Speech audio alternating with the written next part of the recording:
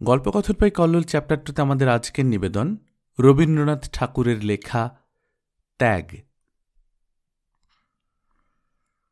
ফাল্গুনের প্রথম পূর্ণিমায় আম্র মুকুলের গন্ধ লইয়া নব বসন্তের বাতাস বহিতেছে। পুষ্করিণী তীরের একটি পুরাতন লিচু গাছের ঘন পল্লবের মধ্য হইতে একটি নিদ্রাহীন অশ্রান্ত পাপিয়ার গান মুখুজ্জেদের বাড়ির একটি নিদ্রাহীন শয়নগৃহের মধ্যে গিয়া প্রবেশ করিতেছে।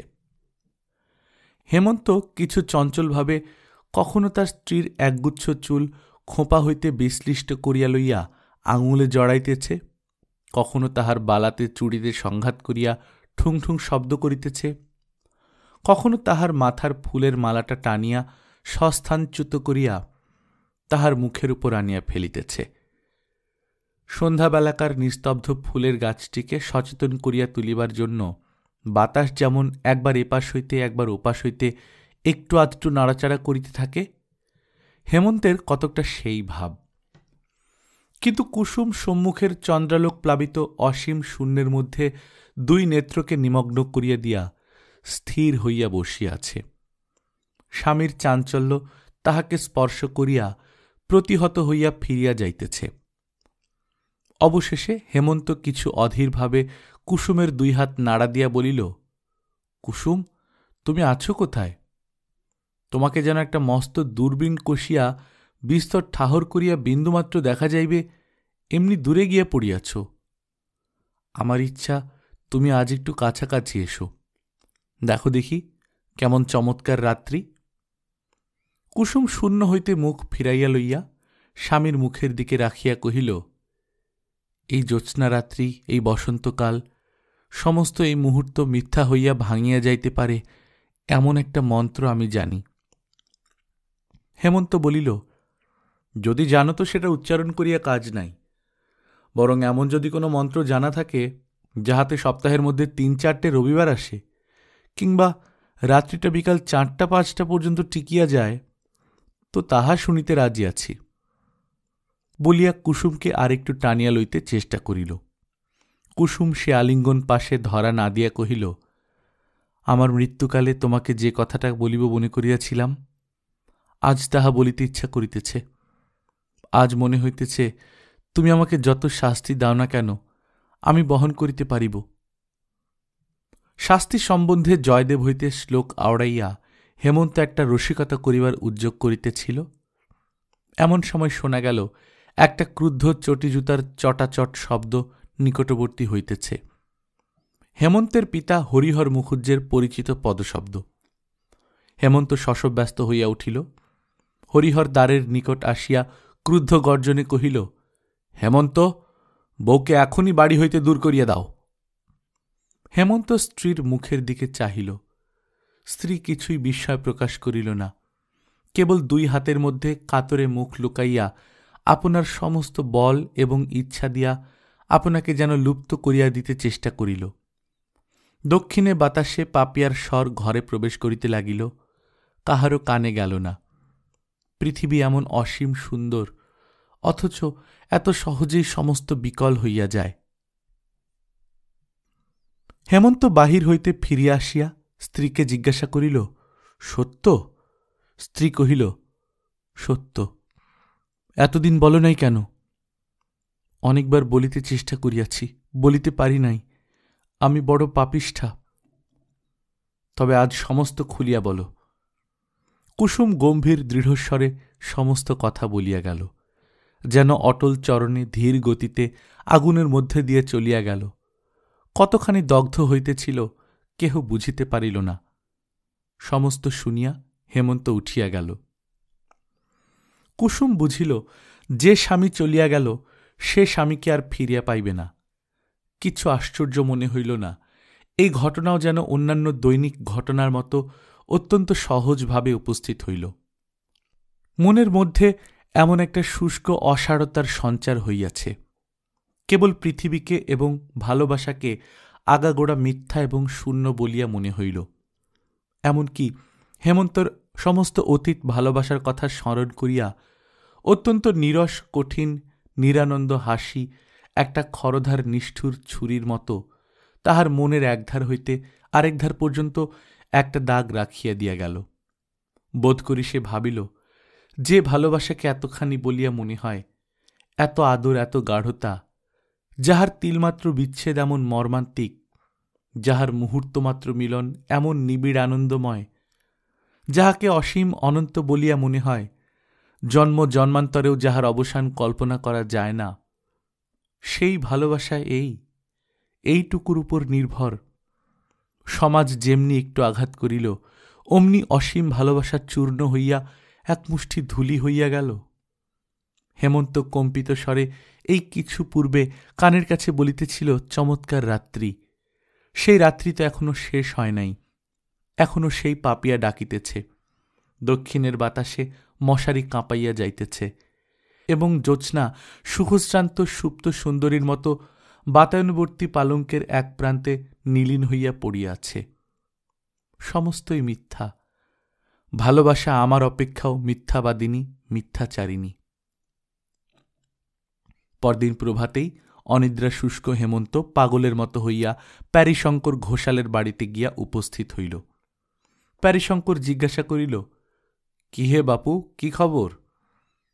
হেমন্ত মস্ত একটা আগুনের মতো যেন দাও দাও করিয়া জ্বলিতে জ্বলিতে কাঁপিতে কাঁপিতে বলিল, তুমি আমাদের জাতি নষ্ট করিয়াছ, সর্বনাশ করিয়াছ, তোমাকে ইহার শাস্তি ভোগ করিতে হইবে।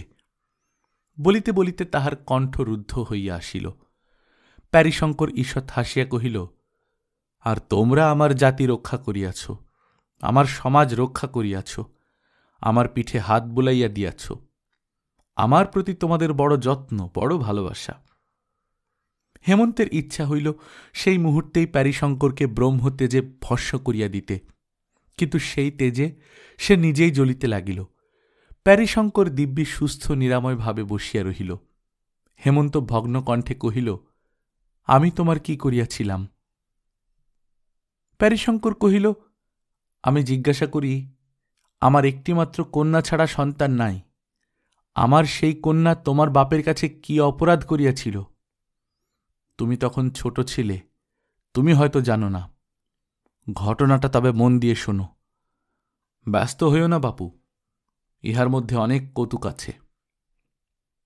আমার জামাতা নবকান্ত আমার কন্যার গহনা চুরি করিয়া যখন পালাইয়া বিলেতে গেল, তখন তুমি শিশু ছিলে।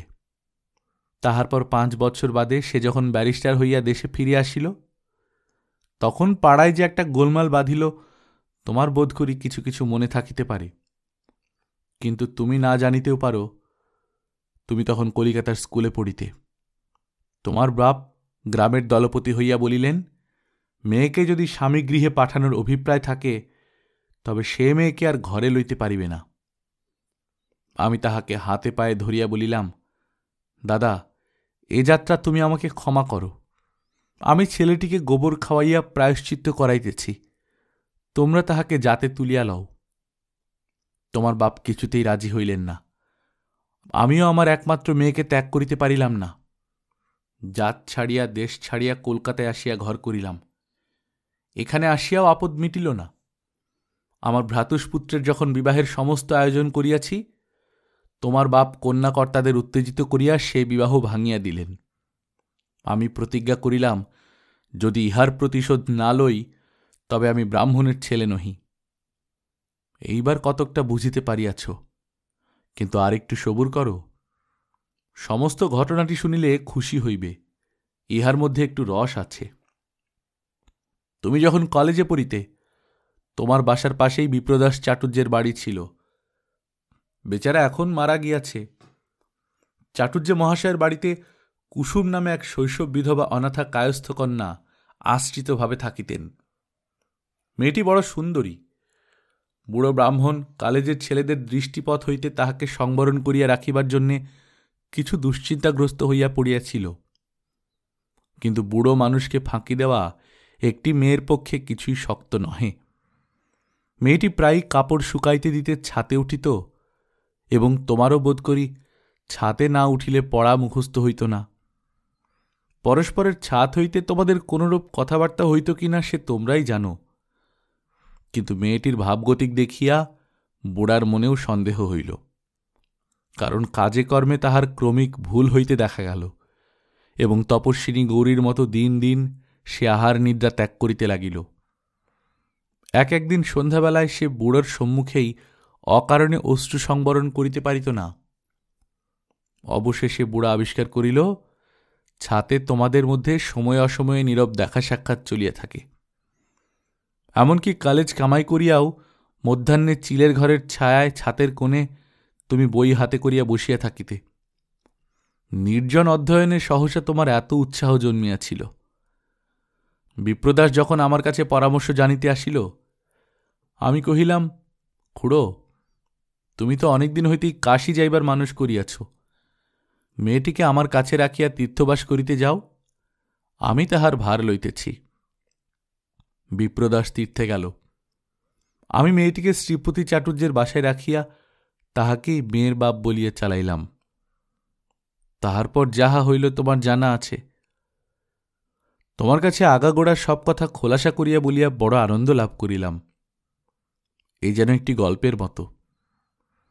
ইচ্ছা আছে সমস্ত লিখিয়া একটি বই করিয়া ছাপাইব। আমার লেখা আসে না। আমার ভাইপোটা শুনিতেছি একটু আধটু লেখে, তাহাকে দিয়া লেখাইবার মানুষ আছে, কিন্তু তোমাতে তাহাতে মিলিয়া লিখিলে সবচেয়ে ভালো হয়, কারণ গল্পের উপসংহারটি আমার ভালো করিয়া জানা নাই। হেমন্ত প্যারীশঙ্করের এই শেষ কথাগুলিতে বড় একটা কান্না দিয়া কহিল, কুসুম এই বিবাহে কোনো আপত্তি করে নাই? প্যারীশঙ্কর কহিল, আপত্তি ছিল কিনা বোঝা ভারী শক্ত। জানো তো বাপু, মেয়ে মানুষের মন যখন না বলে তখন হ্যাঁ বুঝিতে হয়। প্রথমে তো দিন কতক নতুন বাড়িতে আসিয়া তোমাকে দেখিতে না পাইয়া কেমন পাগলের মতো হইয়া গেল। তুমিও দেখিলাম কোথা হইতে সন্ধান পাইয়াছ। প্রায়ই বই হাতে করিয়া কালেজে যাত্রা করিয়া তোমার পথ ভুল হইত, এবং শ্রীপতির বাসার সম্মুখে আসিয়া কি যেন খুঁজিয়া বেড়াইতে। ঠিক যে প্রেসিডেন্সি কলেজের রাস্তা খুঁজিতে তাহা বোধ হইত না, কারণ ভদ্রলোকের বাড়ির জানলার ভিতর দিয়া কেবল পতঙ্গ এবং উন্মাদ যুবকদের হৃদয়ের পথ ছিল মাত্র। দেখিয়া শুনি আমার বড় দুঃখ হইল। দেখিলাম তোমার পড়ার বড়ই ব্যাঘাত হইতেছে, মেয়েটির অবস্থাও সংকটাপন্ন। একদিন কুসুমকে ডাকিয়া লইয়া কহিলাম, বাছা, আমি বুড়া মানুষ, আমার কাছে লজ্জা করিবার আবশ্যক নাই। তুমি যাহাকে মনে মনে প্রার্থনা করো আমি জানি। ছেলেটিও মাটি হইবার জো হইয়াছে। আমার ইচ্ছা তোমাদের মিলন হয়। শুনিবা মাত্র কুসুম একেবারে বুক ফাটিয়া কাঁদিয়া উঠিল এবং ছুটিয়া পালাইয়া গেল। এমনি করিয়া প্রায় মাঝে মাঝেই সন্ধ্যাবেলায় শ্রীপতির বাড়ি গিয়া কুসুমকে ডাকিয়া তোমার কথা পাড়িয়া ক্রমে তাহার লজ্জা ভাঙিলাম। অবশেষে প্রতিদিন ক্রমিক আলোচনা করিয়া তাহাকে বুঝাইলাম যে বিবাহ ব্যতীত পথ দেখি না, তাহা ছাড়া মিলনের আর কোনো উপায় নাই। কুসুম কহিল, কেমন করিয়া হইবে? আমি কহিলাম, তোমাকে কুলীনের মেয়ে বলিয়া চালাইয়া দিব। অনেক তর্কের পর সে এই বিষয়ে তোমার মত জানিতে চাহিল। আমি কহিলাম, ছেলেটা একে খেপিয়া যাইবার জো হইয়াছে, তাহাকে আবার এ সকল গোলমালের কথা বলিবার আবশ্যক কি? কাজটা বেশ নিরাপত্তে নিশ্চিন্তে নিষ্পন্ন হইয়া গেলেই সকল দিকে সুখের হইবে। বিশেষত একথা যখন কখনো প্রকাশ হইবার কোনো সম্ভাবনা নাই, তখন বেচারাকে কেন গায়ে পড়িয়া চিরজীবনের মতো অসুখী করা? কুসুম বুঝিল কি বুঝিল না আমি বুঝিতে পারিলাম না। কখনো কাঁদে, কখনো চুপ করিয়া থাকে। অবশেষে আমি যখন বলি তবে কাজ নাই, তখন আবার সে অস্থির হইয়া ওঠে। এইরূপ অবস্থায় শ্রীপতিকে দিয়া তোমাকে বিবাহের প্রস্তাব পাঠাই। দেখিলাম সম্মতি দিতে তোমার তিলমাত্র বিলম্ব হইল না। তখন বিবাহের সমস্ত ঠিক হইল। বিবাহের অনতিপূর্বে কুসুম এমনি বাঁকিয়া দাঁড়াইল, তাহাকে আর কিছুতেই বাগাইতে পারি না। সে আমার হাতে ধরে, পায়ে ধরে, বলে, ইহাতে কাজ নাই জ্যাঠামশাই। আমি বলিলাম, কি সর্বনাশ, সমস্ত স্থির হইয়া গেছে, এখন কি বলিয়া ফিরাইব? কুসুম বলে, তুমি রাষ্ট্র করিয়া দাও, হঠাৎ আমার মৃত্যু হইয়াছে, আমাকে এখান হইতে কোথাও পাঠাইয়া দাও। আমি বলিলাম, তাহা হইলে ছেলেটির দশা কি হইবে? তাহার বহুদিনের আশা কাল পূর্ণ হইবে বলিয়া সে স্বর্গে চড়িয়া বসিয়াছে। আজ আমি হঠাৎ তাহাকে তোমার মৃত্যু সংবাদ পাঠাইব? আবার পরদিন তোমাকে তাহার মৃত্যু সংবাদ পাঠাইতে হইবে, এবং সেই দিন সন্ধ্যাবেলায় আমার কাছে তোমার মৃত্যু সংবাদ আসিবে। আমি কি এই বুড়া বয়সে স্ত্রী হত্যা ব্রহ্মহত্যা করিতে বসিয়াছি? তাহার পর শুভ লগ্নে শুভ বিবাহ সম্পন্ন হইল। আমি আমার একটা কর্তব্য দায় হইতে অব্যাহতি পাইয়া বাঁচিলাম। তাহার পর কি হইল তুমি জানো।